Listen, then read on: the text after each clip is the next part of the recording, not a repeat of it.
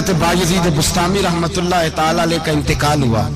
उस जमाने में एक आदमी कफन चोरी किया करता था, कफन चोरी करता था, कपड़ा बड़ा महंगा होता था, तो कफन चोर भी पैदा हो गए थे।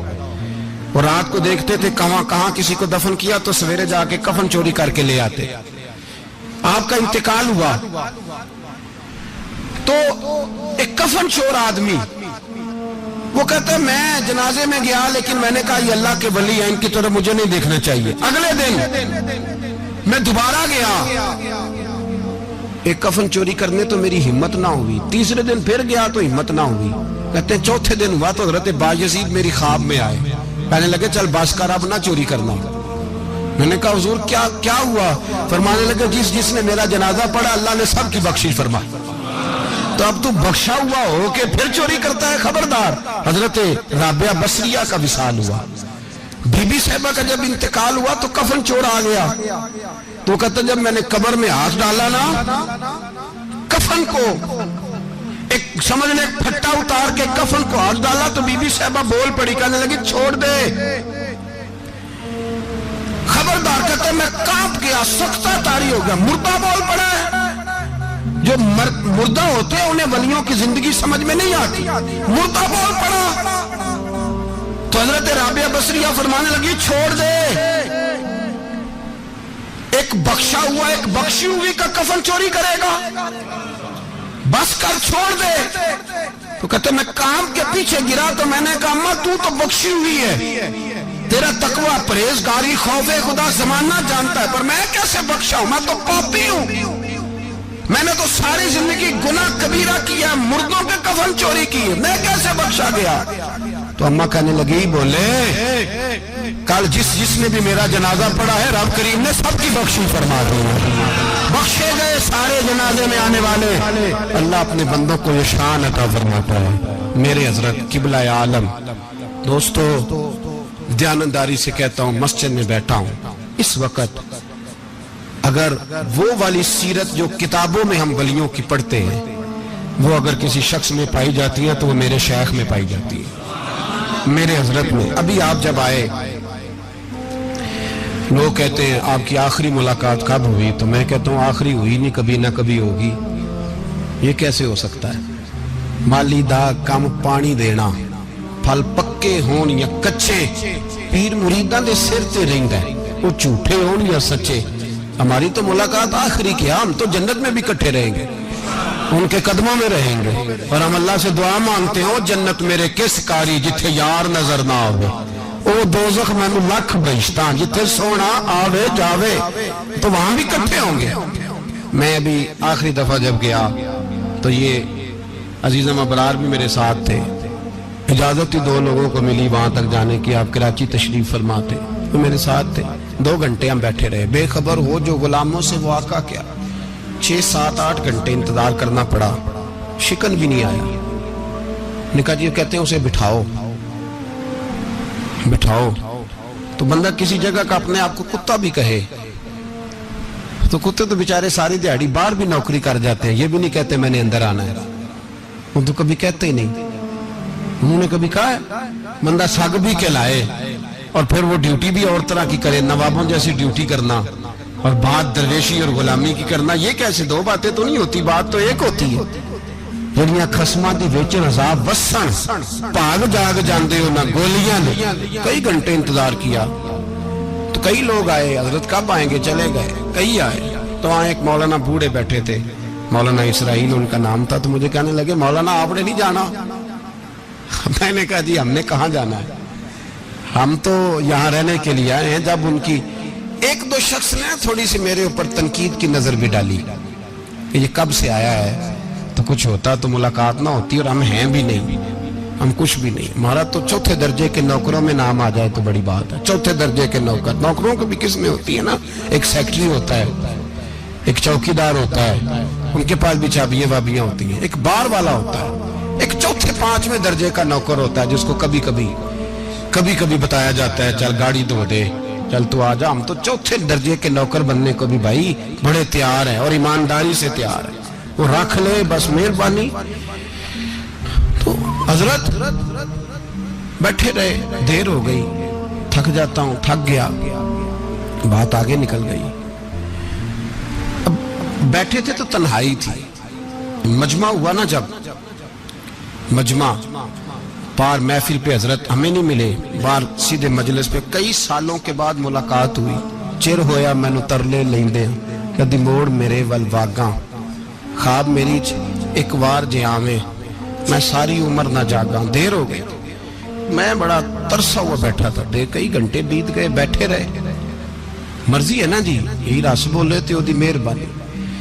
तो देर के बाद जब वहां पहुंचे ना, स्टेज पे सामने हजरत के पास, हजरत स्टेज पे आ गए तो मेरी तबीयत है कि मैं जब अपने शेख के पास बैठता था तो सबसे पीछे बैठने की कोशिश करता था, इसलिए कि बढ़ बढ़ के आगे होना कमाल नहीं, को पकड़ के आगे करे तो फिर भी थोड़ी सी नौकरी कबूल होने की बात समझो। पीछे बैठ गए हम लोग, मैं भी और अबरार भी, हम पीछे बैठ गए। अब वहां उलमा और मशाइख का ढेर लगा हुआ था। हजरत की नजर बज़ाहिर खासी कमजोर है, लेकिन जब बैठे तो ये मेरे साथ मौजूद थे, आप गवाही ले सकते हैं। हजरत ने फौरन नकीबे महफिल से कहा कि वो पीछे बैठा, उसे तो आगे बुलाओ। तो मैं जब उठा ना तो आप यकीन करें मेरा दिल करता था फाड़ डालूं कपड़े और मैं यहाँ लोगों को बताऊं कि बेखबर हो जो गुलामों से, वाक़ा क्या है। हम लोग आगे गए और जब मैं स्टेज पे उनके कदमों में बैठा तो मुझे कहने लगे बच्चे को भी बुलाओ जिसको साथ लाए हो। और जब मैं बैठा, ईमानदारी की बात है, मैंने सलाम ली कान में, मैंने कहा हुजूर तबीयत कैसी है? फरमाने लगे तू जब से आया है मुझे तब से पता है तू बैठा है, तू जब से आया है मुझे तब से पता है, अब कल वापस चले जाना और जाके वहां दीन की नौकरी करना, तू जब से आया है मुझे तब से। मुझे फरमाने लगे कि तू जब से आया है ना मुझे तब से पता है, जाओ नौकरी करो। और एक जुमला कभी नहीं भूलता, फरमाने लगे मैं तो तुम्हारे साथ ही होता हूँ। बस बात खत्म हो गई, मामलात हल हो गए। बातें बड़ी हैं, जो करूं तो क्या करूं, कहो तो राज़े हयात कह दूं, हकीकत कायनात कह दूं, वो बात कह दूं जो पत्थरों के दिलों को भी पाश पाश कर दे। मुझे एक शख्स कहने लगा हर स्टेज पे छाए हुए नजर आते हो। मैंने कहा क्या करूं, सबसे पीछे बैठा होता हूं, सबसे पीछे, लेकिन वक़्त का गौस उठा के जिसको स्टेज पे बिठाए उसे पीछे कौन बिठा सकता है। हम वो जड़ियां गुड्डियां अब तो ही उड्डियां। हमने उनकी जिंदगी में रानाई देखी है, गरीब परवरी देखी है। मैं इतना बड़ा नजराना नहीं कभी उनको दे सका। मैं किसान का बेटा हूँ, मैं तो अभी 9th क्लास में था, मेरे अब्बा जी पर्दा कर गए थे। मैंने बड़ी गुर्बत में वक्त गुजारा है, लेकिन मुझे उनके अरब और खरब पति मुरीद हैं। खरब वहाँ लोग करोड़ों रुपया लेके लाइनों में खड़े होते हैं। मैं गरीब बाप का बेटा और मुस्तार जिंदगी, लेकिन मैंने उन्हें इज्जत देते देखा है। मैंने देखा है वो करीब बुलाने वाले, वो प्यार करने वाले। मैंने उनकी गरीब, लोग कहते हैं मेरा पीर गरीब नवाज है, और कसम अल्लाह की मेरा पीर गरीब नवाज है। मैंने गरीब नवाजी देखी है, मैंने वो रंग देखा है, मैंने वो जलवा देखा है। उनके नरगसी होंठ जब कभी कभी मेरे पेशानी का बोसा लेते तो मुझे यूं लगता कि अल्लाह ने जितनी खुशबू दुनिया में रखी थी मेरे शेख ने सारी मेरे वजूद के अंदर उड़ेल दी। बरेली से जब मेरी वापसी थी और मैं पलट रहा था तो मैं मुलाकात करने गया। मेरी तबीयत में ये रानाई थी कि खुदा खैर करे, अब मैं पलट रहा हूँ। मैं मुलाकात करके जब वापस बाहर आ गया, मेरे साथ एक शख्स था तो मुझे फिर बुलाया, और जब मैं दोबारा अंदर गया तो मुझे अपनी जेब से कुछ रुपए निकाल के दिए। फरमाने लगे ये खर्च है आने जाने का, और कभी महसूस न करना। मुझे वो सब लोगों के बीच में देते तो मेरे लिए एजाज था, लेकिन मेरे जैसे गरीब को नवाजना भी और उसकी इज्जत का भी ख्याल करना, ये मकाम, ये रंग, मेरे पास करोड़ों बातें हैं, बल्कि मैं साफ कहूंगा कि उन्हीं की महफिल सवारता हूँ। चिराग मेरा है रात उनकी, मैं उन्हीं के मतलब की कह रहा हूँ। जुबान मेरी है बात उनकी। लोग अपने अब्बे की गद्दी पे बैठ के बड़े लोग होते हैं, لیکن میں نے بتایا کہ میرے ابا جی کسان تھے، کسی بڑی گدی سے تعلق نہیں، میں کسی جماعت میں کبھی نہیں گیا، کوئی سہارا نہیں لیا۔ مسجد بھی وہ ہے جہاں جب میں آیا تھا تو 3 لوگ نماز کے لیے ہوتے تھے، تو کبھی تیسرا ڈھونڈنا پڑتا تھا۔ جتنے جلوے، جتنی رانائیاں، جتنا حسن، جتنی تازگیاں، اور میرے عزیزوں کے چہروں پر یہ جو نورانیت کا حسن آپ کو نظر آتا ہے نا، یہ میرے حضرت کی ہونٹ سے نکلی ہوئی صرف ایک دعا کا صدقہ ہے، صرف ایک دعا کا صدقہ ہے، صرف ایک دعا کا صدقہ۔ تو بھائی وہ کبھی کبھی یہ شعر پڑھتے ہیں نا میرے عزیز، تو وہ میرے لیے پڑھتے ہیں، میرے لیے شعر پڑھتے ہیں کہ جے کر سائیں وسون کچھ اجیاں نو پھر کیڑا مائی دا لال اجاڑ سکدا ہے، جے کر سائیں وسون کچھ اجیاں پھر کیڑا مائی دا لال۔ طاقت ہے کسی کی، ہمارے سامنے بھی کوئی کھڑا ہو سکتا ہے، کوئی باطل کوئی ہمارے سامنے بھی کھڑا ہو سکتا ہے۔ آپ یقین کریں جتنا دم خم اللہ نے میرے شیخ کی وجہ سے ہمارے سینے میں رکھا ہے، جہاں ہم ہوتے ہیں وہاں ہم ہی ہوتے ہیں۔ میں کوئی سہارا نہیں لیا زندگی میں، کسی کا نام لے کے اپنے آپ کو اونچا نہیں کیا، بس یہ تیری نظر کا کمال ہے اور میری زندگی کا سوال ہے۔ اور اس نظر پہ میں نے کہا مریں گے تو کفن پہ بھی نام لکھائیں گے، اور مریں گے تو قبر پہ کتبہ بھی تیرے نام کا لکھائیں گے، اور یہی جلوے لے کر کے انشاءاللہ جائیں گے، اسی نام سے پہچانے جائیں گے، اور انشاءاللہ وہاں بھی غلاموں کا رنگ نرالا ہی ہوگا۔ باتیں ہو ہی نہیں سکیں، بھی تو ایک پہلو کھلا ہے، ابھی تو دفتر پیچھے پڑے، انشاءاللہ پھر ایک نشست رکھوں گا، ان کی باتیں پھر چھیڑوں گا، اور یہ باتیں ہوتی رہیں گی انشاءاللہ تعالی۔ مجھے لوگ پوچھتے ہیں ہر تقریر میں کہتے ہو میرے حضرت فرماتے ہیں، تو میں نے کہا کیا کروں، میں تو فرماتا ہی نہیں۔ آپ یقین کریں تیاری کوئی کرتا ہوں، جمعہ میں تقریر کوئی اور ہو جاتی ہے، وہاں کچھ اور کتابیں کچھ اور دیکھ کے آتا ہوں، یہاں کچھ اور ہو جاتی ہے، پھر سمجھ آتی ہے کہ تو بولنے والا ہے ہی نہیں، کوئی اور ہے جو تجھے سبق پڑھاتا ہے، جو تجھے کہتا ہے اس طرح کر کے بات کر، اس طرح کر کے۔ ایک شخص مجھے ناروے سے رات فون کر رہا تھا، کہنے لگا حضرت صاحب آپ کی باتیں میرے سیدھے دل میں لگتی ہیں، اور یہاں بیٹھ کے صحیح ہو گیا ہوں، فیس بک پہ سن کے وجہ کیا ہے؟ میں کہتا مجھے بھی نہیں پتا، مجھے پتا ہو تو میں بتا نہ دوں، یہ مجھے نہیں پتا بھائی، مجھے کیا خبر کہاں یہ مسجد جو کہاں دنیا سے بھی دور ہے، اور کہاں ناروے، اور کہاں لندن، اور کہاں سارا زمانہ، اور کہاں یہ دنیا، ہمیں نہیں پتا۔ بس اتنی بات ہے کہ مالی دا کم پانی دینا، پھل کچے ہون یا پکے، تو پیر مریداں دے سر تے رہندا ہے، جھوٹے ہون یا سچے، یہ پکی بات ہے، یہ کنفرم بات ہے۔ اور مجھے تو کبھی کبھی لگتا ہے وہ صرف میرا ہی خیال نہیں رکھتے، جو مجھ فقیر سے جو وابستہ ہیں ان کا بھی بڑا خیال رکھتے ہیں۔ کئی دفعہ مجھے اپنے کئی عقیدت مندوں مریدوں کے پیچھے ان کے جلوے نظر آتے ہیں، مجھے ایسے لگتا ہے جیسے چھا گئی ہے ان پر میرے حضرت کی نورانیت، مجھے رنگ نظر آتا ہے اپنے درویشوں میں ان کے حسن کا۔ بس دعا کریں تا ابد آستانہ یار رہے، وہ آسرا ہے غریبوں کا۔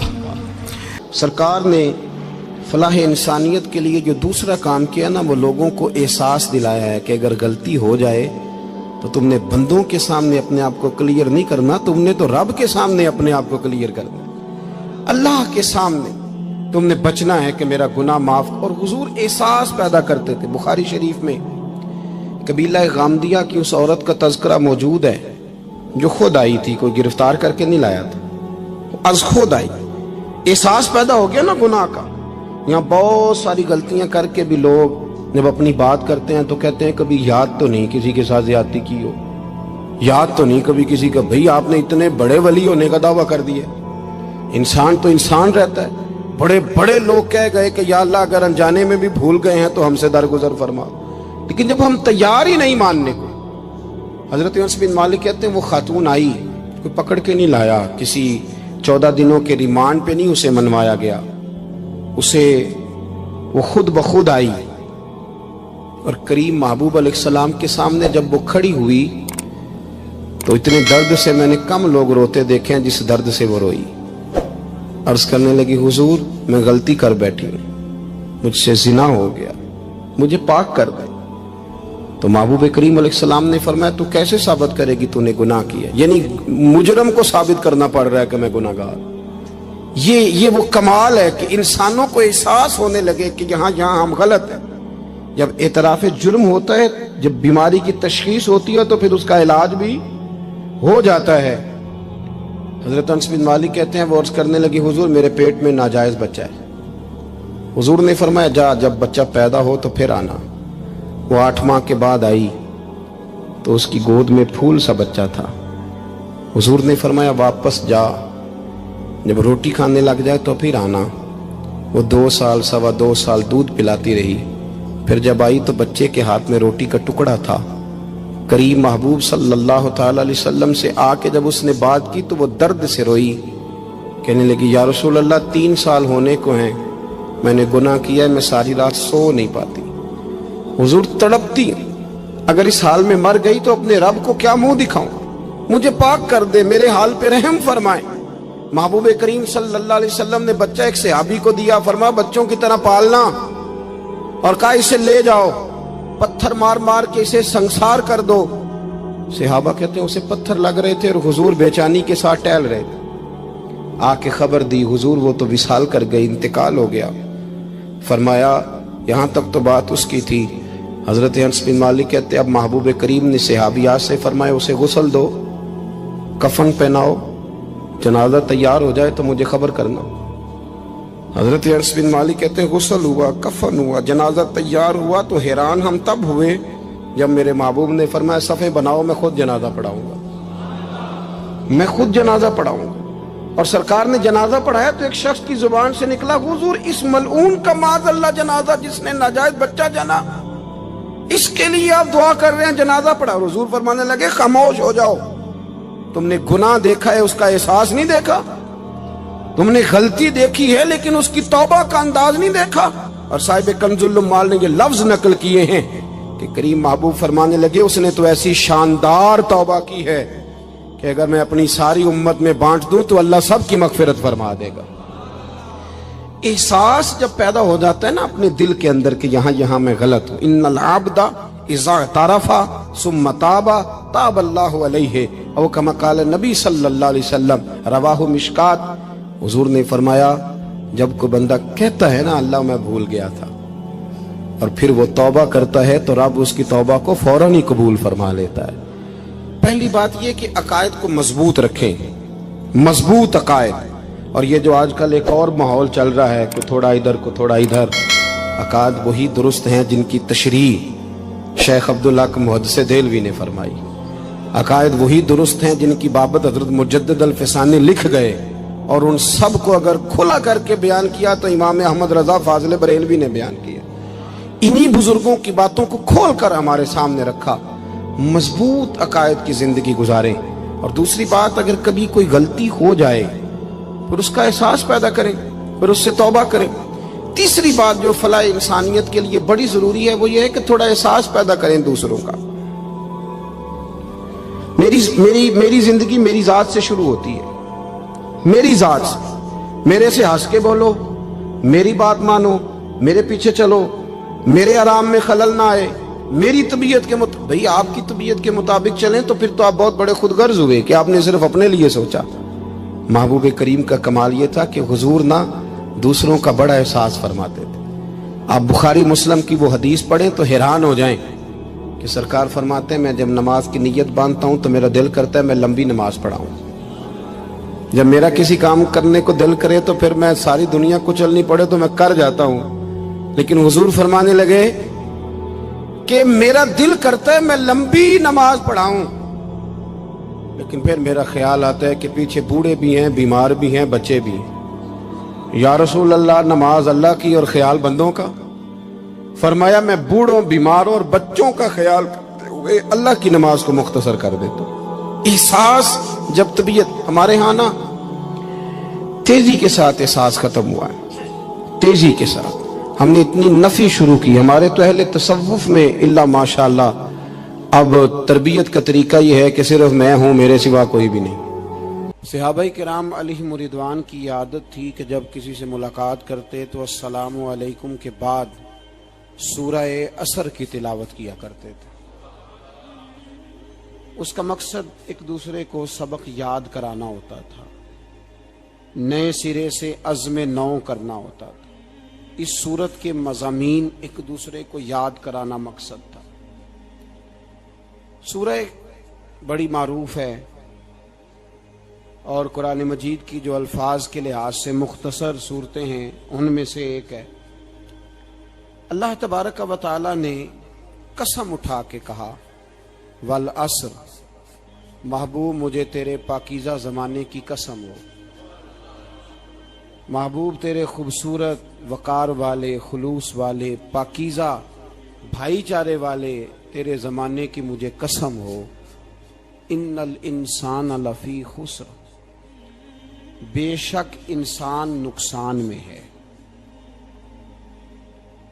مطلق فرما دی، تاکید لگا کے، ان الانسان لفی خسر، بے شک انسان نقصان میں ہے۔ یا اللہ سارے، فرمایا الا الذین، سوائے ان لوگوں کے، کون؟ جن میں چار خوبیاں پائی جائیں۔ الا الذین آمنوا، ایک تو وہ ایمان لائیں، وعملوا الصالحات، اور پھر نیک اعمال کریں۔ ایمان لائیں، نیک اعمال کریں، اور پھر چپ نہ کر جائیں، وتواصوا بالحق، پھر حق بات کا اعلان کریں۔ ایمان لائیں، عمل صالح کریں، تیسرا کام کیا کرنا ہے؟ چلیں سارے بولیں گے تو اعلان بھی ہوگا نا، ایسے تھوڑی ہوگا کہ ایک دو آدمی اعلان کرے تو دنیا جاگ جائے۔ حق بات کا اعلان کرنا ہے۔ ایمان لانے کے بعد، عمل صالح کرنے کے بعد تیسرا حکم کیا ہے؟ آپس میں حق بات کی تلقین کرو، اور حق بات کی تم تلقین کرو اور پھر تمہیں کوئی کہے کچھ نہ، پھر تم پہ ظلم نہ ہو، پھر تمہیں ستایا نہ جائے، یہ کیسے ہو سکتا ہے؟ پھر تم بڑے پاک صاحبزادے، پیرزادے، علامہ صاحب، سیاستدان، بیوروکریٹ بن کے بڑی ایک طرف ہو کے آرام سے زندگی گزارو سارے، تم یہ کیسے ہو سکتا ہے؟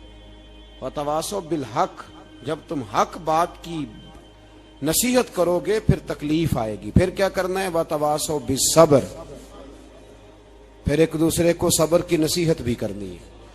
وتواصوا بالحق، ایمان لانے کے بعد، عمل صالح کرنے کے بعد تیسرا کام کیا کرنا ہے؟ ایک دوسرے کو حق بات کی نصیحت کریں، اور پھر رستے میں تکلیف آئے گی، آزمائش آئے گی، پھر کیا کریں؟ وتواصوا بالصبر، پھر صبر کی تلقین بھی کریں۔ یہ قرآن مجید نے چار شرطیں لگائیں، فرمایا جس بندے میں یہ چار خوبیاں پائی جائیں گی اسے اللہ کامیابی عطا فرمائے گا۔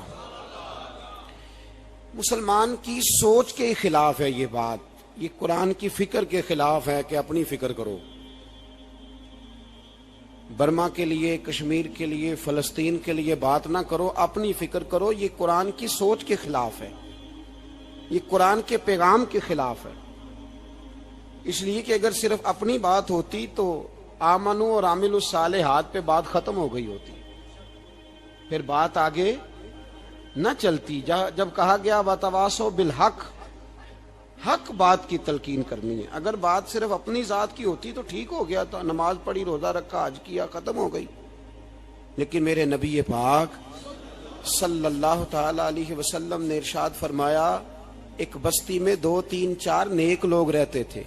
میرے پیارے کریم رسول فرماتے ہیں 3 4 بڑے پرہیزگار، متقی، صاف ستھرے صوفی صاحب، درویش صاحب، علامہ صاحب، بڑے جو کہتے تھے بالکل جی میں کوئی بات نہیں کرتا، کسی بادشاہ کو نہیں چھیڑتا، میں تو بس لوگوں کو اللہ اللہ بتاتا ہوں، میرا کوئی تعلق نہیں، کوئی مرے کوئی جیے، بڑے نیک صاف ستھرے پرہیزگار۔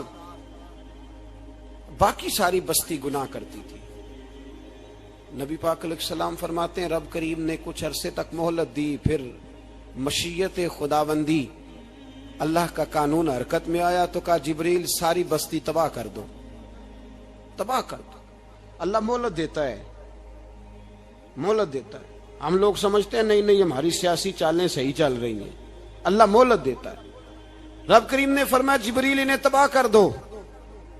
تو حضرت جبریل امین علیہ السلام نے عرض کی مولا وہاں تو تیرے 3 4 بڑے نیک بندے بھی رہتے ہیں، بڑے پرہیزگار، سچ بولنے والے، دیانتداری والے، حاجی صاحب، نمازی صاحب، صوفی صاحب، پیر صاحب، بڑے خوبصورت، ان کا کیا کریں؟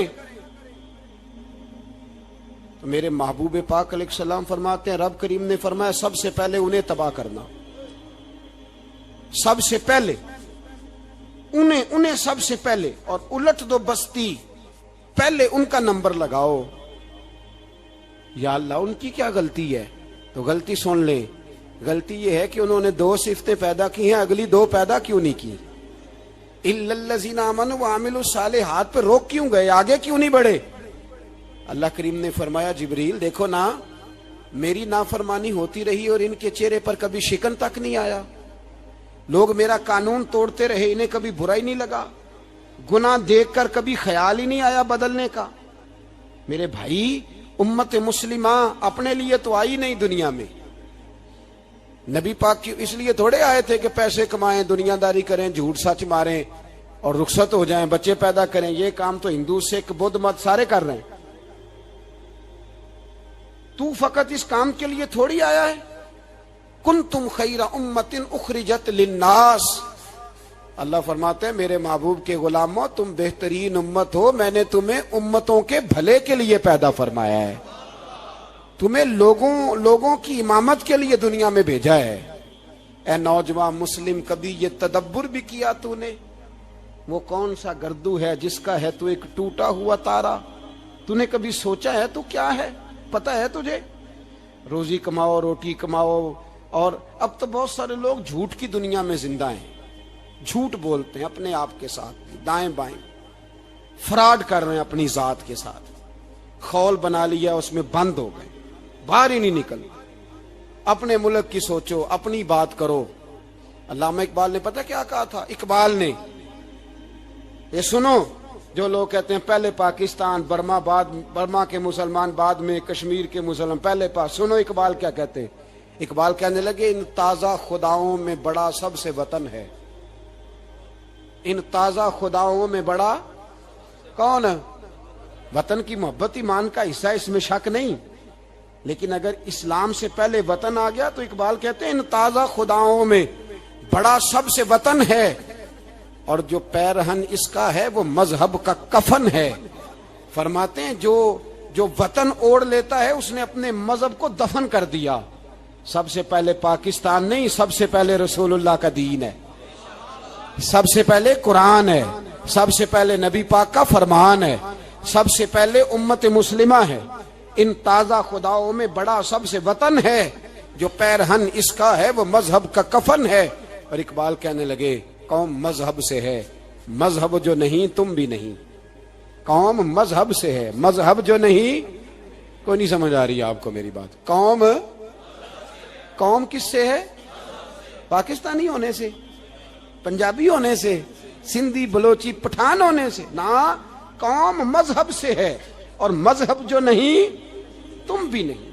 یہ کیسے ہو سکتا ہے کہ مذہب نہ ہو اور بندہ زندہ رہے؟ یہ کیسے ہو سکتا ہے؟ بھائی کافر نے اصل میں جاگ ہی نہیں رہا، میں جاگتا ہی نہیں، میں جیب کی سوچتا ہوں، مسجد کی سوچتا ہوں، خانقاہ کی سوچتا ہوں، مدرسے کی سوچتا ہوں، دکان کی، سارا دن تو اس چکر میں لگا رہتا ہوں لوگوں کو ثابت کرنے میں کہ میں صحیح ہوں باقی غلط ہیں۔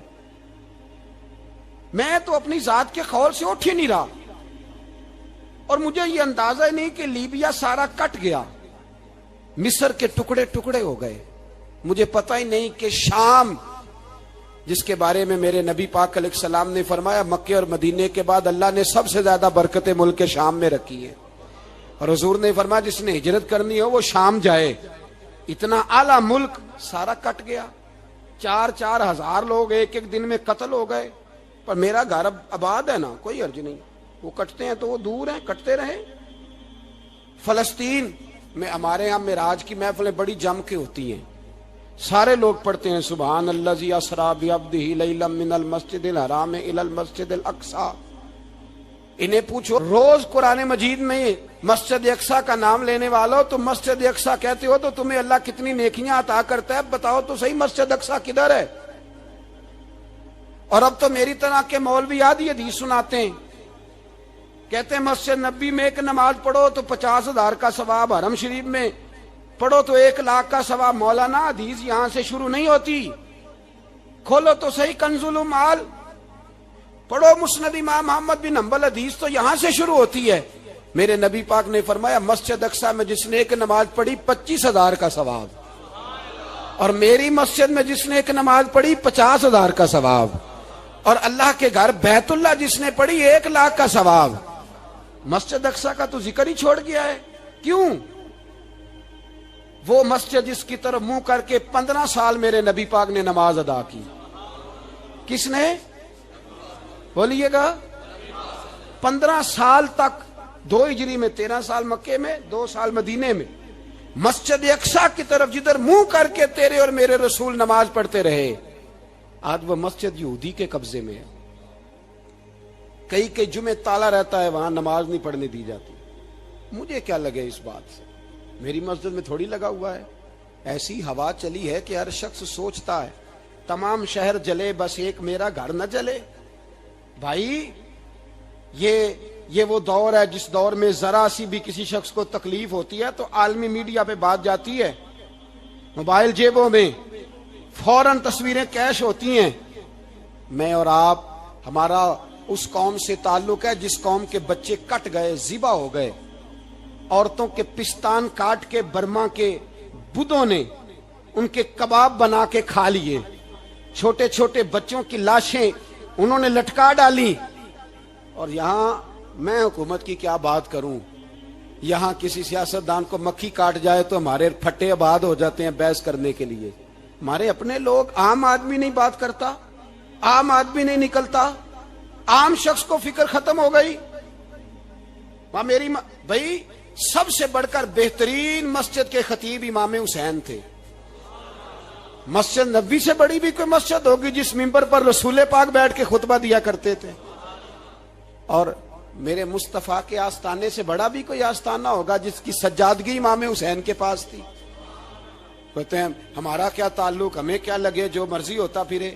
امام علی مقام آرام سے مسجد نبی میں بیٹھے تھے، زمانہ پوری دنیا سے جاتا تھا، ہاتھ چومتا تھا، قدموں میں بیٹھتا تھا۔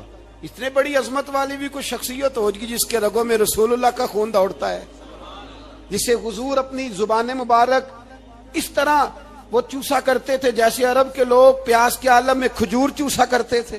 اتنا بڑا بھی کچھ شخص تھا، لیکن جب دین پہ کڑا وقت آیا تو حسین نے مسجد کی خطابت نہیں بچائی، آستانہ نہیں بچایا۔ امام علی مقام نے کہا کوفہ لٹتا ہے تو لٹتا رہے، دمشق میں فساد ہوتا ہے تو ہوتا رہے، وہ ملک شام کی بچیاں رو رہی ہیں تو روتی رہیں کہ ہم پہ یزید قابض ہو گیا، میری مسجد آباد ہے، کافی ہے نا۔ امام حسین نکلے اور نکل کے کہنے لگے جنت البقیع والی جگہ پہ کھڑے ہو کہ یا رسول اللہ میں جا رہا ہوں اور آپ کے لیے جا رہا ہوں، اس لیے کہ مجھے اس شام کو بچانا ہے جس شام میں رسول اللہ کا کلمہ پڑھنے والے لوگ بستے ہیں۔ مجھے کوفہ، دمشق، مصر کے لوگوں کو بچانا ہے۔ نانا تیرے کرم کے خزینے کی خیر ہو، میں جا رہا ہوں تیرے مدینے کی خیر ہو۔ نکل کھڑے ہوئے امام علی مقام، میدان میں نکلے، کس کے خلاف؟ بولے کون تھا؟ یزید مسلمان تھا۔ اس وقت تک تو سب نے مسلمان لکھا ہے، جس نے کافر کہا شہادت امام حسین کے بعد کہا۔ جرم کیا تھا؟ میری گردن جھک جاتی ہے جب میں یہ بات کرتا ہوں، ایمانداری سے کہہ رہا ہوں، جوش خطابت نہیں، میری گردن جھکتی ہے جب میں یہ لفظ ادا کرتا ہوں۔ امام علی مقام اس شخص کے خلاف نکلے، سارے خطبے امام حسین کے پڑھ کے دیکھو۔ امام حسین نے فرمایا یزید شرابی ہے، شرابی مسلمانوں کا حکمران ہو سکتا؟ آپ نہ بولیں بے شک، پر بات تو سچی ہے نا۔ امام حسین نے فرمایا شرابی کو ووٹ دیا جا سکتا؟ فرمایا رنڈیوں کا ناچ دیکھتا ہے جو مجرے دیکھے، جو رنڈیوں کے ناچ دیکھے وہ مسلمانوں کا حکمران ہو سکتا؟ امام حسین میدان میں نکلے اور 18 سال کے علی اکبر سے لے کر 6 مہینے کا علی اصغر دے دیا، لیکن شرابی کو برداشت، بے حیا کو برداشت تو میں کیسے کرتے؟ دوستی قاتل سے بھی، مقتول سے یارانہ بھی، اپنی جیب سے فلیکسیں چھپوا کے ظالموں، جابروں، بدماشوں کو ووٹ دیتے ہو۔ امام حسین کو تیری دیگ کی ضرورت ہے جو تو 10 محرم پہ پکاتا ہے، چاولوں کی ضرورت ہے جو تو نے 9 محرم کو پکائے، ان کو اس بریانی کی عادت تھی جو تو نے پکائی ہے۔ میرے گھر میں فلاں M N A M P A صاحب آ گئے تھے، امام حسین کے گھر کے اندر یزید نے پیغام بھیجا. اس نے کہا جیسے کہو گے کر لوں گا, جتنے پیسے کہو گے دے دوں گا, جتنی مسجدیں کہو گے بنوا دوں گا, جتنے ادارے کہو گے تعمیر ہو جائے, مجھے نہ چھیڑو. آپ نے فرمایا نہ, مسجد مدرسے اس وقت آباد رہتے ہیں جب حکمران صحیح ہوتے ہیں, اور جب حکومتیں غلط ہوتی ہیں تو پھر مساجد آباد, پھر مدارس کی آباد کاری ہو ہی نہیں سکتی. میں دین میں نیا رکھنا کھول دوں, امام علی مقام کھڑے ہوئے, پر میں کیا کروں, حکومت کیا کروں, حکومت سے کیا کہوں. اگر میری ملت کے اپنے جوان کے موبائل میں رنڈیوں کا ناچ ہو تو 10 محرم کو تو امام حسین کربلا میں تڑپ جاتے ہوں گے. اگر 9-10 محرم کو جو نکلا امام علی مقام کی بات کرنے کے لیے, وہ نوجوان اگر سگریٹ کا, شراب کا, بدماشی کا عادی ہو تو حضرت علی اصغر کہیں گے نا میری قربانی کا کیا بنا. وہ تو نکلے تھے عریانی اور فحاشی کے خلاف, اور اگر ملت کا جوان روز چوک میں کھڑے ہو کے لڑکیوں کو تاڑتا ہو تو حضرت علی اکبر تو اپنی قبر میں روتے ہوں گے کہ یہ اس قوم کے لیے جان دے دی جو آج یزیدی طریقوں پہ عمل کر رہی ہے, جو ساری رات گند دیکھ کے سوتی ہے, جو ساری رات بے حیائی, فحاشی اور عریانی میں لگی رہتی ہے. ان لوگوں کے لیے جان دے دی.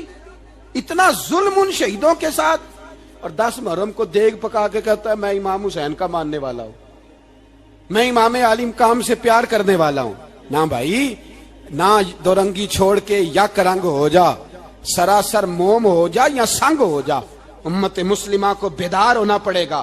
امام علی مقام میدان میں نکلے, ڈٹ کے نکلے, اور امام نے فرمایا میدان میں نکل کر کہ میرا وطن مدینہ ہے, میرا وطن مدینہ ہے, پر مدینہ بعد میں, رسول اللہ کا دین پہلے.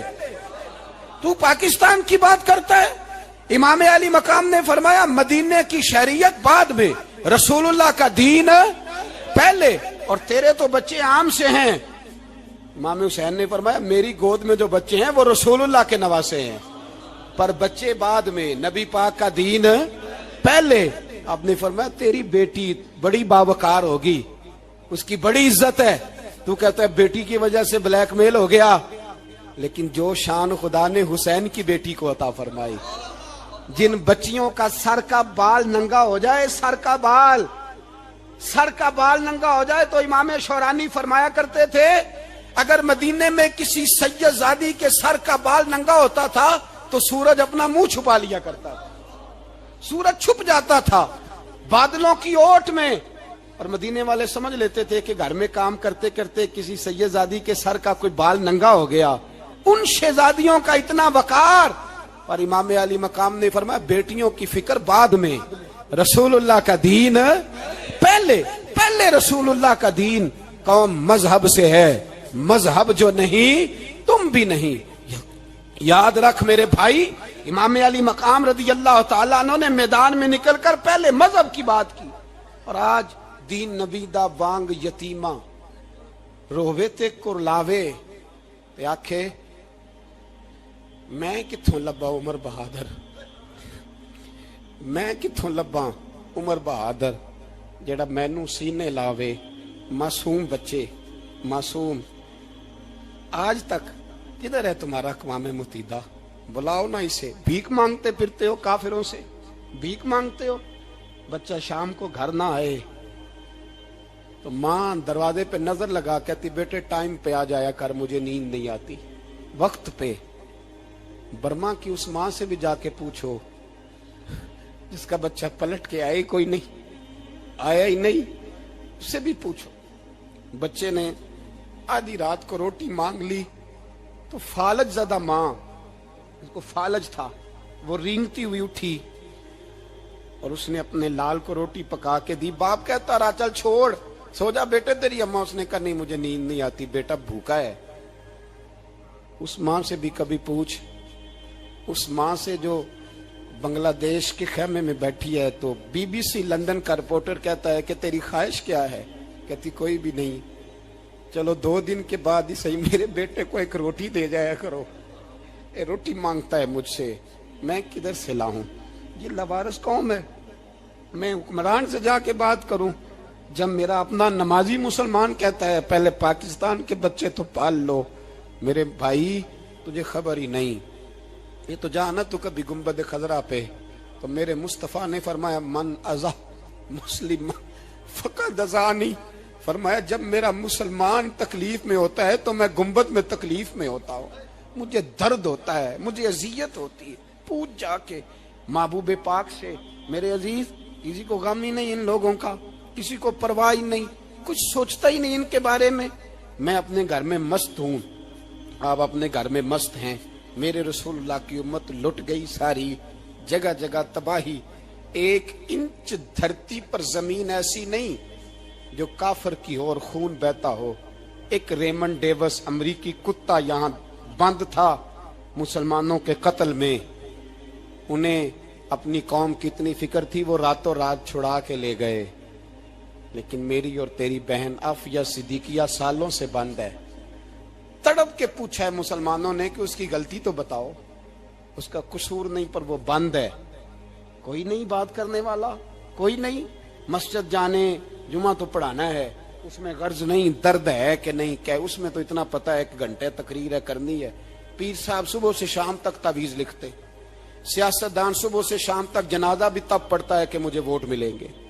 تاجر کہتا ہے بس دکان چلنی چاہیے، مر جائے میری طرف سے ساری دنیا، بس کرو، اس خول سے باہر نکلو۔ اے نوجوان مسلم، کبھی یہ تدبر بھی کیا تو نے، وہ کون سا گردوں ہے جس کا ہے تو ایک ٹوٹا ہوا تارا؟ تو نے سوچا ہی نہیں کبھی، تجھے کبھی خبر ہی نہیں ہوئی کہ یہ کس قدر بڑا کام تھا؟ میرے رسول پاک صلی اللہ علیہ وسلم کے غلاموں جاگو۔ میں دعائی دیتا پھرتا ہوں، میں کہتا ہوں جٹ بن کے بڑا جی لیا، بٹ رائیں انصاری بن کے بڑا جیا، بس کر دو، بس کر دو۔ اب مسلمان بن کے جینا سیکھو، اب اپنی پہچان رسول اللہ کی غلامی بناؤ۔ اب کہو پہلے دین باقی ہر چیز بعد میں، بس کرو، بہت ہو چکا ہمارے ساتھ، اب تھوڑا جاگو۔ میں بہت ساری باتیں دل میں لے کے آیا تھا جو آپ سے کرنی تھی، پر یہ لفظ ہیں کہ ٹوٹتے ہی جا رہے ہیں، بات ہے کہ سمت کا تعین ہی نہیں ہو پا رہا۔ میرے بھائی میں تو کبھی کبھی سوچتا ہوں لگتا ہے رب بھی ناراض ہو گیا ہے اور ہمیں منانے کا طریقہ بھی بھول گیا ہے۔ نہ ہماری مسجدوں میں تہجد پڑھی جاتی ہے، نہ کسی کو نماز توبہ یاد رہی، نہ کوئی استسقاء والا ہے، کوئی نہیں۔ جو پیر صاحب کے پاس جا کے بیٹھتا ہے تھپکی دیتے ہیں، کہتے ہیں جا تیرا کام ہو جائے گا، موج کر۔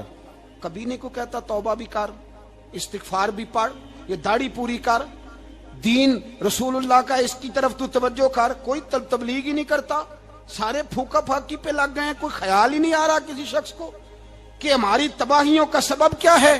علاقہ تک قبرص فتح ہوا، تمام لوگ نعرے لگا رہے ہیں، حضرت ابو ذر غفاری کونے میں بیٹھ کے رونے لگ گئے۔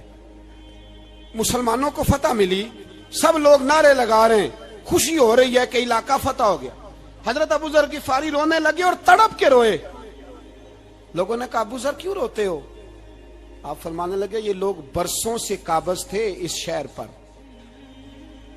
یہ جن لوگوں سے آج ہم نے لیا ہے یہ برسوں سے، دل کے کانوں سے کھل سننے والی بات ہے، فرمانے لگے یہ برسوں سے قابض تھے، انہوں نے اللہ کی نافرمانی کی ہے تو آج علاقہ ان کے ہاتھوں سے نکل گیا ہے۔ میں رو اس لیے رہا ہوں کہ خدایا کہیں ہم سے بھی نافرمانی نہ ہو اور یہ ہمارے ہاتھوں سے بھی نہ نکل جائے۔ شام نکل نہیں گیا ہمارے ہاتھوں سے، لیبیا نکل گیا، مصر نکل گیا، عراق نکل گیا، افغانستان نکل گیا، اور اگر دیکھو تو بلا واسطہ ہر جگہ کافر کا ڈیرا، وہ رو رہے ہیں، کہتے ہیں جب قوم اللہ کی نافرمانی کرتی ہے تو علاقے نکل جاتے، تڑپ رہے ہیں۔ مجھے کوئی فکر نہیں، کوئی نہیں رویا مصر کے جانے پر، کوئی نہیں رویا لیبیا کی تباہی پر، شام کے بچوں پہ کوئی نہیں رویا۔ ہم لوگ یہاں عید مناتے رہے، عید پر لوگ نئے کپڑے لیتے رہے اور برما کے مسلمانوں کو کفن تک نصیب نہ ہوا، کوئی نہیں تڑپا ان لوگوں پر، کسی کو خیال نہیں آیا۔ صاحب امام علی مقام کی فکر کو سمجھو، اس پر غور کرو، بس کر دو، نیند بڑی لمبی ہو گئی، اب اٹھو اس بیداری سے، اٹھو۔ جب قومیں نافرمانی کرتی ہیں تو ملک چھن جاتے ہیں، اور کافر باری باری کر کے باریاں لگا رہا ہے، باری باری تمہیں کئی دفعہ دھمکیاں دے چکا ہے، وہ تمہارا نمبر کئی دفعہ لگا چکا ہے، اب خواب غفلت سے اٹھ جاؤ، آگ پیروں تک آ گئی ہے، ایسا نہ ہو جلا ڈالے سارا کچھ۔ حضرت سیدنا ابو ذر غفاری رو کے فرمایا کرتے تھے، جب تم نافرمانیاں کرو گے تو علاقے تمہارے ہاتھوں سے نکل جائیں گے. سو نکل گئے. غوث اعظم کے بغداد پہ کئی دفعہ بم گرے. مولا علی شیر خدا کا شہر نجف کئی دفعہ بم کی نظر ہوا. امام علی مقام کے کربلا میں اب تک کئی دفعہ جنگیں ہو چکی، اس لیے کہ ہم نافرمانی کرتے ہیں، علاقے چھن جاتے ہیں. دوسری بات یہ کہ پھر ہمیں وہ طریقہ بھی نہیں آتا جس سے رب کو منایا جاتا ہے. آپ یقین کریں، مسلمان پہ ایک 5 وقت کی نماز ہے، وہ بھی بوجھ ہے. 2.5 گھنٹے کی تقریر اور 5 منٹ کی جماعت میں لوگ بھاگتے پھرتے ہیں. بڑا مشکل ہے. آج تک مسلمان ایک 5 وقتہ نماز پڑھنے کے لیے بہانے ڈھونڈ رہا ہے ابھی تک. تو وہ مسلمان کہاں سے آئیں گے جو رات کو رویا کرتے تھے، راتوں کو اٹھ کے روتے تھے تو سویرے اللہ کافر کے مقابلے میں اتنی مدد کرتا تھا کہ 10 مسلمان لاکھوں کو بھگا دیا کرتے تھے. اس لیے کہ مدد کس کی شامل ہوتی تھی؟ بول کے بتائیے، کون مدد کرتا تھا؟ کیونکہ دیکھیں نا، یہ ہمیں طریقہ بتایا نبی پاک نے. اللہ حضور سے راضی تھا کہ نہیں؟ یار اس پہ جلدی جلدی بولو. اللہ راضی تھا نا؟ تو بدر کی رات حضور کیا کرتے رہے ساری رات؟ ساتھ نہیں تھا اللہ؟ وہ تو وہاں سے فرما رہا ہے غار ثور سے، ان اللہ معنا. محبوب کہہ دے کہ اللہ تیرے ساتھ ہے. وہاں سے محبوب کہہ رہے ہیں اللہ ہمارے ساتھ ہے. وہاں سے اللہ ساتھ تھا، پر ساری رات بدر کی ساری رات. اور دعا کا رنگ کیا تھا؟ حضرت ابوبکر صدیق فرماتے ہیں حضور نے ہاتھ اٹھائے، اللہ یہ میرے 313 ہیں، میں کل کمائی لے کے آ گیا ہوں. اے اللہ میری کل کمائی ہے، اگر یہ ہلاک ہو گئے تو قیامت تک کون تیری عبادت کرے گا؟ اے اللہ مدد فرما. اور حضور مناتے ہیں رب کو، کہتے ہیں یا اللہ تو نے وعدہ نہیں کیا تھا تو مدد کرے گا، یا اللہ تیرا وعدہ نہیں تھا تو کامیابی دے گا، یا اللہ تو نے ساری رات مناتے گزر گئی. ساری رات صبح کا اجالا چمکا تو حضرت ابوبکر فرماتے اتنا لمبا سجدہ کیا، حضور سجدے میں تھے، میں دیکھتے دیکھتے تھک گیا. میں سجدے کی حالت میں ہی حضور پر لیٹ گیا، لپٹ گیا. میں نے کہا محبوبہ سر اٹھائیں. وہ دیکھیں اللہ نے مدد نازل فرما بھی دی ہے. اٹھائیے سر. حضور نے اللہ کو منایا. نبی پاک منایا کرتے تھے. ہم اب سجدوں میں بھی نہیں جاتے. اتنی سو گئی امت سجدوں، تقریروں سے انقلاب لانا چاہتے ہیں. ہم خالی نعروں سے انقلاب برپا کرنا چاہتے ہیں. لوگ جب روتے تھے بوڑھے لوگ سجدوں میں، اور عالم فاضل صوفی کی تو کیا بات ہے نا، وہ تو اللہ کے نمائندے ہیں کہ جس کے صرف سفید بال ہو جائیں. میرے نبی پاک علیہ السلام نے فرمایا رب تو ان کی بڑی عزت کرتا ہے، ان کی بڑی. اور میرے نبی پاک نے فرمایا گناہگار مومن بھی جب دعا کے لیے ہاتھ اٹھاتا ہے تو اللہ فرماتا ہے فرشتوں اسے خالی نہ لوٹانا، مجھے شرم آتی ہے سے خالی. پر تو اٹھاتا ہی نہیں، تو اسے مناتا ہی نہیں، تو کبھی لپٹا ہی نہیں، تو نے کبھی کہا ہی نہیں کہ یا اللہ آ میں تجھے لے جاؤں. حضرت سعد بن ابی وقاص کے پاس قادسیہ کی جنگ ہو رہی تھی، کافر بلا رہا تھا آؤ اگر کوئی ہے تو آؤ مقابلے میں. حضرت سعد بن ابی وقاص نے گھوڑے دوڑا دیے. دشت تو دشت ہیں، صحرا بھی نہ چھوڑے ہم نے، بحر ظلمات میں دوڑا دیے گھوڑے ہم نے. حضرت سعد بن ابی وقاص نے گھوڑے دوڑائے، آگے دریا آ گیا، کوئی پل نہیں، کوئی شے نہیں. اسلام کی عزت کا سوال ہے. حضرت سعد بن ابی وقاص نے ہاتھ اٹھائے اور کہا اے اللہ اگر تو موسیٰ کی نافرمان قوم کو رستہ دے سکتا ہے تو تو ہمارے دلوں کو جانتا ہے، ہم تو اپنے رسول کے فرما بردار غلام ہیں. آنا مہربانی کر کی اگر تو نے دل مسلم کی دل جوئی نہیں تو ہمیں تانا دیں گے بت کے مسلم کا خدا کوئی نہیں. کہا اے اللہ مہربانی فرما اگر تو حضرت وَإِذْ فَرَقْنَا بِكُمُ الْبَحْرَ فَأَنْجَيْنَاكُمْ وَأَغْرَقْنَا آلَ فِرْعَوْنَ، اگر تو حضرت موسیٰ کی قوم کے لیے دریا پھاڑ سکتا ہے تو ہم تو نبی پاک کے غلام ہیں. صحابہ کہتے ہیں جناب سعد نے دعا مانگی تو دریا نے رستہ عطا فرما دیا. یار تو دعا بھی نہیں مانگتا. حضور نے فرمایا دعا صلاح المومن، دعا مومن کا ہتھیار ہے، تو نے یہ بھی چھوڑ دیا ہے. اب تو باتیں کر کے تبصرے کر کے ٹی وی دیکھ کے اپنی رائے قائم کر کے کمنٹس کر کے سو جاتا ہے، یہ بھی سوتا خشک ہو گیا. تو دعا تک نہیں مانگتا. فرماتے ہیں دعا مانگی تو دریا نے رستہ دیا. اور جب اس کنارے نکلے تو حضرت سعد کہنے لگے کسی کی کوئی شے تو نہیں رہ گئی دریا میں, کوئی چیز تو نہیں رہ گئی. ایک صحابی کہنے لگے پیالہ رہ گیا ہے. تو حضرت سعد فرمانے لگے او دریا ہمارا پیالہ واپس نہیں کر دیتا. تو کہتے ایک لہر آئی تو پیالہ بھی باہر پھینک گئی. او بھائی ہم اسی رسول کا کلمہ پڑھتے ہیں جن کا حضرت سعد بن ابی وقاص نے کلمہ پڑھا تھا. اور کسی جگہ میرے نبی پاک نے نہیں فرمایا اللہ صحابی کی سنے گا بعد میں آنے والوں کی نہیں سنے گا, کسی جگہ نہیں کہا. پر تو کشکولے دعا بھی نہیں اٹھاتا, مصیبت میں بھی اب یاد خدا ہم کو نہیں آتی, دعا منہ سے نہ نکلی جیبوں سے عرضیاں نکلی, تو یہ کام بھی نہیں کرتا.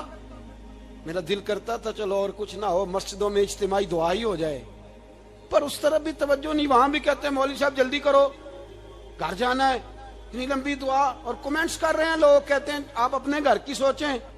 میرے بھائی دعا, صلاح الدین ایوبی فلسطین کی جنگ لڑ رہے تھے, خبر آئی کہ عیسائیوں کا ایک بحری بیڑا بحری جہاز اسلحہ لے کے آ رہا ہے, نیزے ہیں تلواریں ہیں تیر ہیں. صلاح الدین ایک بزرگ تھے ان سے ملے تو کہنے لگے بابا جی آپ بھی دعا کرو. میں بھی دعا کرتا ہوں, مسلمانوں کے پاس پہلے اسلحہ نہیں, عیسائیوں نے اور منگا لیا ہے, کہیں ایسا نہ ہو مسلمانوں کے خلاف اتنا اسلحہ استعمال ہو. یہ بات کہی, بابا جی کو دعا کا کہا, خود مسجد اقصی میں ساری رات روتے رہے. صلاح الدین ساری رات, ہمارا حکمران جسے ربنا آتنا فی الدنیا پوری نہیں پڑھنی آتی, اور اب تو ایسے پیر آ گئے میدان میں جو سورہ فاتحہ سیدھی نہیں سنا سکتے الا ماشاءاللہ. ساری رات صلاح الدین ایوبی روتے رہے.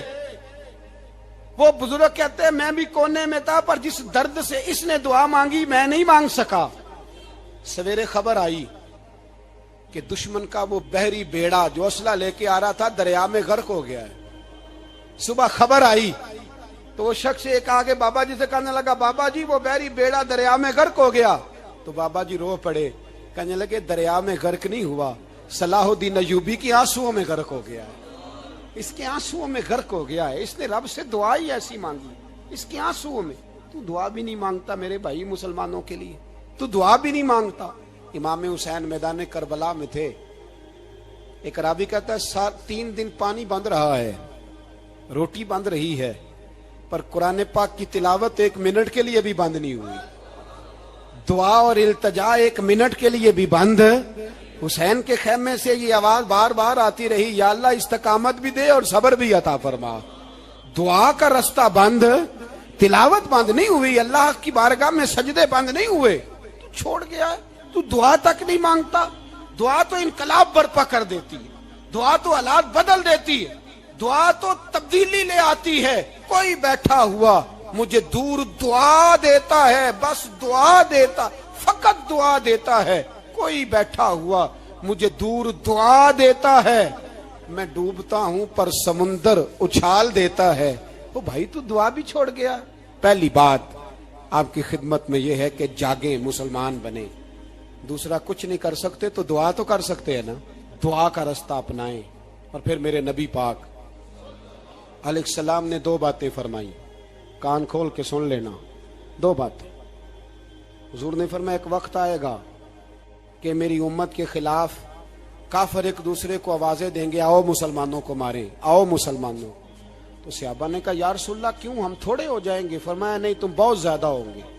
56 اسلامی ملک ہیں دنیا میں, کتنے بول کے بتانا ہے. اتنا سا برما ہے, کسی غیر مسلم کا کتا مر جائے تو یہ چیخ پڑتے ہیں, اور یہاں کہتی ہے اقوام متحدہ کہ جی وہ ہمیں داخل نہیں ہونے دے رہے. تو بند کرو پھر سلامتی کونسل, تحلیل کر دو, اقوام متحدہ ختم کرو. اگر تمہاری کو سنتا نہیں تو بنائی کیا ہے, صرف مسلمانوں کو پریشرائز کرنے کے لیے. اور ہمارے مسلمان بھیک مانگتے پھرتے ہیں, کہتا ہے کہا ہے ہم نے اقوام متحدہ سے. اب تم اپنے لیے کافر سے بھیک مانگو گے, کافر سے بھیک مانگو گے.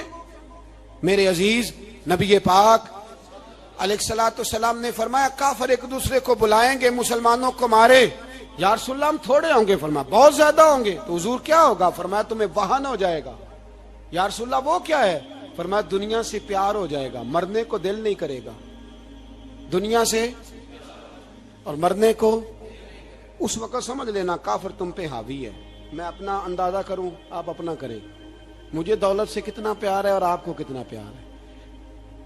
جھانک کے سنیں یہ لفظ رسول پاک کے صلی اللہ علیہ، حضور نے فرمایا جب تجھے دنیا سے پیار ہو جائے، دولت سے پیار ہو جائے، اقتدار سے پیار ہو جائے، اور جب تجھے موت بری لگنے لگے، تیرا مرنے کو دل نہ کرے، پھر کافر تیرے اوپر چڑھ آئے گا۔ آج دولت ہی تو رہ گئی ہے، باقی بچا کیا ہے؟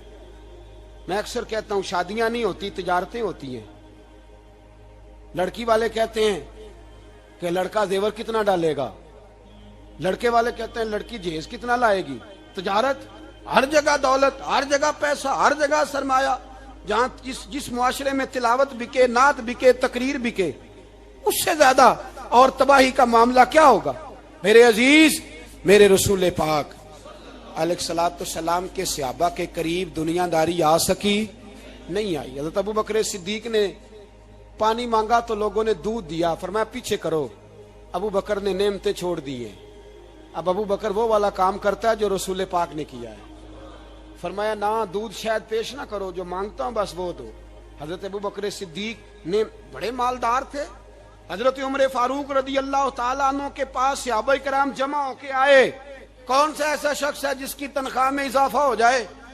تو لوگ کہتے ہیں نہیں مجھے نہیں چاہیے، پر ہم نے وہ لوگ دیکھے ہیں۔ حاجی صادق صاحب کو مسجد والوں نے کہا 1000 روپیہ تنخواہ بڑھانی ہے، تو حاجی صاحب کہنے لگے میرا بڑا سونا گزارا ہوتا ہے، مینوں نہیں بڑے نے۔ حضرت سیدنا عمر فاروق رضی اللہ صحابہ اکٹھے ہو کے گئے، کہنے لگے عمر حضور کے زمانے میں بظاہر غربت رہی، جناب صدیق اکبر کے زمانے میں غربت، اب تو بڑی ریل پیل ہے، بحرین سے لاکھوں کا مال آتا ہے، آپ کو بڑے بڑے سفیر ملنے آتے ہیں، پر آپ وہی پرانا کرتا اور وہی تامت جو کئی جگہ سے سی آپ نے کئی جگہ سے پھٹی۔ اور حضرت عمر ایک دن عید کی نماز پڑھانے گئے تھے تو ننگے پیر ہی چلے گئے۔ لوگوں نے کہا جوتا، فرمایا ٹوٹ گیا تھا یار، پہننے کے قابل نہیں تھا۔ فرمایا ننگے پیر آ گئے ہو، لوگ کیا کہیں گے؟ فرمایا چھوڑو، عمر کے پاؤں ننگے ہیں لیکن عمر کے کردار میں تو کوئی شک نہیں نا، پیر ہی ننگے ہیں نا، کیا ہوا؟ چھوڑو اس بات کو، کوئی پیار نہیں دنیا داری سے، دولت سے، کوئی چکر ہی نہیں۔ حضرت سیدنا عمر فاروق رضی اللہ تعالیٰ عنہ کو صحابہ نے اکٹھے ہو کے کہا، یہ ہے امت کے بیدار ہونے کے طریقے جو عرض کر رہا ہوں۔ کہا جناب آپ اب بڑا مال غنیمت ہے، اور جس طرح ہر صحابی کا حصہ ہے آپ کا بھی حصہ ہے، تو ایک نیا کرتا ہی ڈال لیں آپ خرید کے۔ اب جب مشورہ ہو گیا صحابہ میں تو کہنے لگے عمر سے بات کون کرے گا؟ نیا کرتا پہننے کی عمر سے بات کس کو برا لگتا ہے جی؟ نیا کرتا کون بات کرے گا؟ حضرت سیدنا علی المرتضیٰ کا انتخاب ہوا۔ کہنے لگے مولا علی کی بڑی عزت کرتے ہیں، ان سے بڑا پیار کرتے ہیں، ان سے بات کرتے ہیں۔ تو حضرت علی کو بلایا گیا، عرض کی حضور مہربانی فرمائیں، حضرت عمر سے کہے نئے کرتے کے لیے۔ آپ فرمانے لگے عمر میری بڑی قدر کرتا ہے، بڑی بات سنتا ہے، پر یہ والا کام نہیں میں عمر سے کہہ سکتا، یہ کسی اور سے کہو۔ تو کہنے لگے آپ رہنمائی کر دیں، کس کو کہیں؟ تو جناب علی المرتضیٰ فرمانے لگے اگر حضرت عائشہ صدیقہ سے کہو گے تو عمر فوراً مان جائے گا، وہ مومنوں کی ماں ہیں۔ صحابہ حضرت عائشہ کے پاس، اماں جی عمر کو بلائیں، ان کو کہیں بڑے بڑے سفیر آئے ہوتے ہیں، وہی پرانے کپڑے پہن کے بیٹھ جاتے ہیں۔ اللہ اکبر۔ حضرت عائشہ نے پیغام بھیجا، فرمایا عمر کو بلاؤ۔ عمر فاروق دوڑے ہوئے آئے، پردے کے پیچھے حضرت عائشہ کے پاس گھٹنوں کے بل، اماں جی دیر تو نہیں کر آیا میں آنے میں؟ حکم ہو، حضور کے گھر سے پیغام آیا، بڑے بڑے سفیروں کو چھوڑ کے بھاگے۔ حضرت عائشہ صدیقہ کہنے لگی عمر دیکھو جائز پیسے ہوں تو اسلام اچھے لباس سے منع نہیں کرتا، اب بڑا بڑا مال آیا ہے، اب تیرا بھی حصہ ہے، تو صحابہ کرام کی خواہش ہے کہ نیا کرتا پہن لو، بڑے بڑے سفیر آتے ہیں، حرج بھی کوئی نہیں، جائز بھی ہے، کو منع نہیں۔ حضرت عمر نے گردن جھکا، جی اماں جی، جی اماں جی، جی اماں جی۔ حضرت عائشہ کہتی ہیں بات ختم ہوئی، عمر نے گردن اٹھائی تو عمر کی داڑھی آنسوؤں سے بھری ہوئی، کہتی ہے مجھے کہنے لگے اماں جی میں تو صرف مسجد میں دیکھا کرتا تھا، آپ تو مصطفیٰ کو دن رات دیکھتی تھی، جس طرح کے کرتے آمنہ کے لال نے پہنے ہیں مجھے بھی پہنا دو، میں تیار ہوں، میں پہن لوں گا۔ میں تیار ہوں پر جس طرح کے میرے نبی نے پہنے. حضرت عائشہ کہتی ہے میں پھوٹ کے روئی, میرا پلو آنسوؤں سے بھر گیا.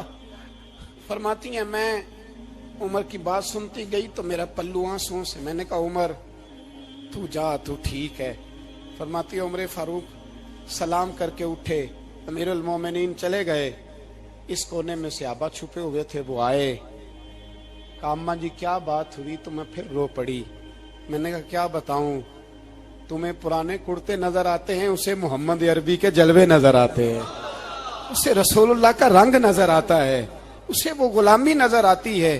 عمر کو دنیا سے پیار, اور دنیا سے پیار نہیں تھا, دعا پتہ کیا تھی؟ یوں جھولی اٹھا کے اللہ مرزقنا شہادتن فی سبیلک وجعل موت فی بلد حبیبک. اللہ عمر کو بسترے والی موت نہ دینا, موت شہادت کی دینا. اور میں میدان میں جا کے نہیں مرنا چاہتا, مجھے رسول اللہ کے شہر میں موت چاہیے, باہر جا کے نہیں. یہی میدان لگے مدینے میں, یہی موت آئے, اسباب بنا. میں مدینہ بھی نہیں چھوڑنا چاہتا. او بھائی ان لوگوں کو نہیں پیار تھا. جناب صدیق اکبر کا وصال ہوا تو زہر کے اثر سے, وہ جو آپ کو زہر لگا تھا, بعض مفسرین نے لکھا ہے کبھی کبھی وہ جو سانپ نے ڈسا تھا تو کبھی کبھی اس کا اثر آتا تھا, بس اللہ نے شہادت دینی تھی کبھی کبھی, ورنہ تو بڑی شفائیں تھیں. حضرت عمر شہید, حضرت عثمان, جناب علی, امام حسن, امام حسین, علی اکبر, علی اصغر, حضرت عباس, حضرت سعد بن معاذ, حضرت امیر حمزہ, مصعب بن عمیر. میرے محبوب نے تو لسٹ بنائی شہیدوں کی, لسٹ بنائی شہیدوں کی. شہادت سے پیار کیا رسول اللہ صلی اللہ علیہ وسلم کے غلاموں نے, پیار کیا شہادت سے. اسی لیے تو کافر اٹھ نہیں سکا کہ شہادت سے حضرت سعد بن معاذ رضی اللہ تعالیٰ عنہ کو زخم لگ گیا, جنگ سے زندہ آ گئے لیکن زخم ہے, رو کے کہنے لگے محبوبہ سارے شہید ہو گئے, میں ایسے ہی رہ گیا. حضور نے فرمایا نہیں, رب تجھے بھی شہادت کی موت ہی عطا فرمائے گا. اسی زخم میں پردہ ہو گیا. میرے بھائی حضرت عمر بن جموع رضی اللہ تعالیٰ عنہ 4 بیٹے لے کے احد کے میدان میں آئے. کہا محبوبہ میرے 4 ہی تھے, میں سارے لے آیا ہوں, سارے ہی قبول ہیں؟ فرمایا ٹھیک ہے. پھر خود بھی زرہ پہن لی, ایک ٹانگ سے لنگڑے تھے, ٹانگ چھوٹی تھی. حضور نے فرمایا تو نے کیوں لباس پہن لیا ہے؟ کہا حضور میں نے بھی تو جہاد پہ جانا ہے نا. حضور نے فرمایا تیرے 4 بیٹے جو جا رہے ہیں. تو کہا یا رسول اللہ کیا لنگڑے جنت میں نہیں جا سکتے؟ حضور لنگڑے اللہ کو قبول نہیں, میں نہیں جا سکتا. تو میرے نبی پاک صلی اللہ علیہ وسلم نے فرمایا نہیں, جنت تو تیرا انتظار کر رہی ہے. کہا حضور پھر میں بھی جاؤں گا, بچے جائیں گے تو میں بھی جاؤں گا. ایک بی بی احد کے دن 3 سال کا بچہ لے کے گھر سے نکلی. بیبیوں کو کہتی ہے میرا خامد بھی بدر میں شہید ہوا, بھائی بھی اور باپ بھی. آج حضور نے پھر بلایا ہے, دل کرتا تھا کوئی جوان بیٹا ہوتا تو میں پیش کرتی, پر اب میرے پاس یہ 3 سال کا ہی ہے. بچہ لیا مدینے میں مسجد نبوی میں, حضرت بلال سے کہنے لگی 2 منٹ حضور کا دیدار چاہیے. نبی پاک آئے, کیسے آئی ہو؟ کہنے لگی محبوبہ میں شہید کی بیٹی, شہید کی بہن, شہید کی بیوہ ہوں, میرے پاس اب جوان تو کوئی نہیں, یہ 3 سال کا ہی ہے. حضور نے مسکرا کے فرمایا یہ کرے گا کیا کرے گا؟ کہنے لگی حضور سنا ہے اسلحہ تھوڑا ہے, ڈھال کی ضرورت ہے, لوہے کی ڈھال ہوتی تھی, جب تلوار آتی تھی تو آگے کی جاتی تھی. کہا محبوبہ میرا شہید کی اماں بننے کو بڑا دل کرتا ہے, یہ میرا 3 سال کا لے جاؤ, جب تیر آپ کی طرف آیا تو میرا بیٹا آگے کر دینا, یہ ڈھال کا کام تو دے گا نا. ہنستے ہوئے محبوب کی آنکھوں میں آنسو آئے, بچے کو پکڑ کے سینے سے لگایا, ماتھا چوما, فرمایا جا تیرے ساتھ وعدہ ہے قیامت کے دن تجھے شہید کی اماں کہہ کے ہی پکارا جائے گا, وعدہ ہے تیرے ساتھ تجھے شہید کی. میرے بھائی مرنے کو دل ہی نہیں مسلمان. میرے نبی پاک صلی اللہ علیہ وسلم نے فرمایا جس کے دل میں کبھی شہادت کی آرزو پیدا نہیں ہوئی, اس کے سینے میں دھڑکنے والا دل مومن کا ہے ہی نہیں, وہ تو منافق ہے. جو کبھی دین کے رستے میں شہید ہونے کو, میرے بھائیوں دین کو بڑی ضرورت ہے, بڑی ضرورت ہے, بڑی. اے خاصان رسول وقت دعا ہے, امت پہ تیری آ کے عجب وقت پڑا ہے, وہ دین جو بڑی شان سے نکلا تھا وطن سے، پردیس میں وہ آج غریب الغربا ہے۔ فریاد ہے اے کشتی امت کے نگہباں، بیڑا یہ تباہی کے قریب آن لگا ہے۔ اور ایک شاعر قلم توڑ گیا، کہنے لگا تجھ سے فریاد ہے اے گنبد خضرا والے، تجھ سے فریاد ہے اے گنبد خضرا والے، کعبے والوں کو ستاتے ہیں کلیسا والے۔ تجھ سے فریاد ہے اے گنبد خضرا، اپنے اندر دین کا درد پیدا کرو، ذوق پیدا کرو، مسلمان بن کے جینا سیکھو۔ جب کوئی برادری پوچھے تو کہو میں محمدی ہوتا ہوں، میں مصطفی ہوتا ہوں، میں رسول اللہ کا غلام ہوتا ہوں، میں پہلے مسلمان ہوں، باقی کچھ بعد میں ہوں۔ خدا را اپنے گھر میں پردہ کراؤ، خدا را رزق حلال کھاؤ، اگر پردے نہ ہو رزق حلال نہ ہو تو جذبہ جہاد پیدا نہیں ہوتا۔ خدا را اپنے اندر انقلاب برپا کرو، دین کے لیے جینا سیکھو۔ دین بڑا تڑپتا ہے، دین بڑا روتا ہے۔ رسول اللہ آج تجارت کرنے والے ملتے ہیں، آج سیاست کرنے والے ملتے ہیں، دین والے نہیں ملتے، دین کے درد والے نہیں ملتے۔ اپیل ہے آپ سے، آج رات 2 نفل پڑھ کے اور کچھ نہ ہو سکے تو مسلمانوں کے لیے دعا ضرور کر دینا، ان کے لیے دعا ضرور کر دینا، اپنے آپ کو بیدار کرو، بیدار کرو۔ بھئی میں تو ہم تو آج تک اس لیے ڈر رہے ہیں کہ ہمارا چہرہ ہی نبی پاک جیسا نہیں بن سکا، تو داڑھی رکھنے میں بھی ہم ڈرتے ہیں، نمازی بننے، مسجد آباد کرنے میں، مسلمان کہلانے میں بھی تو خوف ہے۔ تو بتلاؤ نا اس سے آگے بات کب چلے گی؟ جہاد کی بات تو بڑی آگے جا کے، بدل جاؤ، رسول اللہ کا غلام بن کے جینا سیکھو، نبی پاک صلی اللہ علیہ وسلم کی غلامی کا پٹا اپنے گلے میں ڈالو۔ یہی امام حسین کی سوچ ہے، یہی امام علی مقام کا پیغام ہے، اس کو کبھی فراموش نہ کرنا۔ امام حسین ہمیں بتا گئے سارا کچھ لٹ جائے پر دین کے اندر کوئی نقص واقعہ نہ ہونے پائے، کوئی شرابی، کوئی بے ایمان، کوئی لٹیرا کبھی اس کے سپورٹر نہ بننا۔ ہمیشہ وہ کسی شاعر نے کہا تھا ہم سے نہ رقم ہوں گے قصیدے یزید کے، کسی نے کہا کسی ظالم نے میری سپورٹ کر، میری بات کر، تو اس نے کہا ہم سے نہ رقم ہوں گے قصیدے یزید کے، کیونکہ ہم لوگ تو حسین کے سیرت نگار ہیں۔ کافر اسی پچ ہو گیا، پھر تشبیہ مسلح کی کرنا، اساں ظاہر نوں رب منیائے، باطن دا اللہ کی کرنا، اساں ظاہر نوں رب منیائے، باطن دا اللہ